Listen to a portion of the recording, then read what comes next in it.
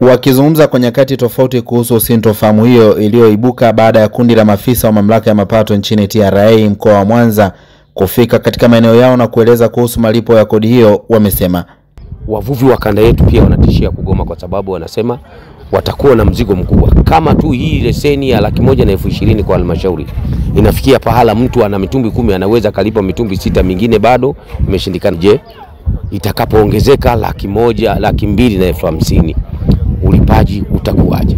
Tunaiona kama ni mzigo mkubwa kutokana na changamoto ilivyo. Sisi ni wakulima, na kwa sababu ni wakulima na serikali inapaswa kutueleza, je, shughuli za uvuvi zimeondolewa kwa wakulima kwenye mafungu yale 4 ambayo pia wakulima wamo na wafugaji? Kama iko hivyo basi tueleze. Ndicho vitu ambavyo vinatuchanganya. Tunaambiwa sheria imetungwa 2019. Haya, leo ni 2025. Hii sheria ilikuwa wapi kutumika? Wengi sana, mtumbwi mmoja unachukua takribani ajira ya watu 6. Wavuvi 4, wasombaji 2 na mpakoaji 1. Tena watu 7 kabisa.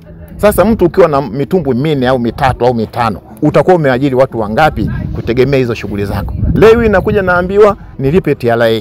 TRA kwa kigezo gani wakati mapato yangu mimi yanapatikana kwa bahati nasibu?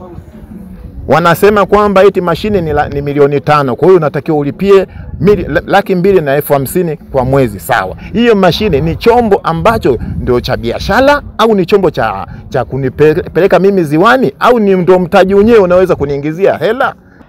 Makundi mbalimbali yanategemea shughuli za uvuvi, na hapa wanaeleza hofu yao iwapo shughuli za uvuvi zitasitishwa katika Ziwa Victoria. Hatutaweza, vifaa vya uvuvi ni gharama kubwa. Uje uweke na hizi tozo.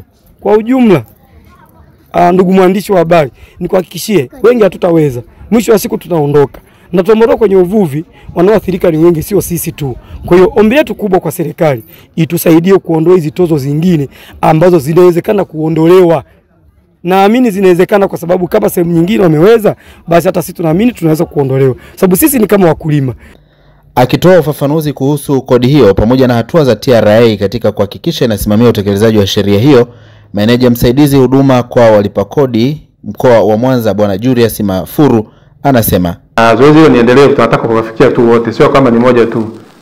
Kwa sababu ya muda tu tupitia baadhi ya visiwa, lakini lengo letu ni kuhakikisha visiwa vyote vinapitiwa na Watanzania wote wanalipa kodi stahiki wanayostahili.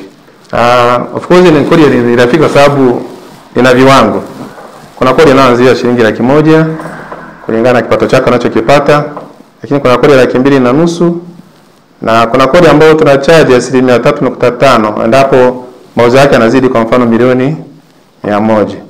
Na in long run, in case kama mfanyabiashara wewe ni mkubwa, basi wewe unatakiwa utajiwe kwenye faida na sio mauzo ghafi. Lakini kwa wafanyabiashara wadogo kodi zao zimegawanyika katika makundi hayo matatu.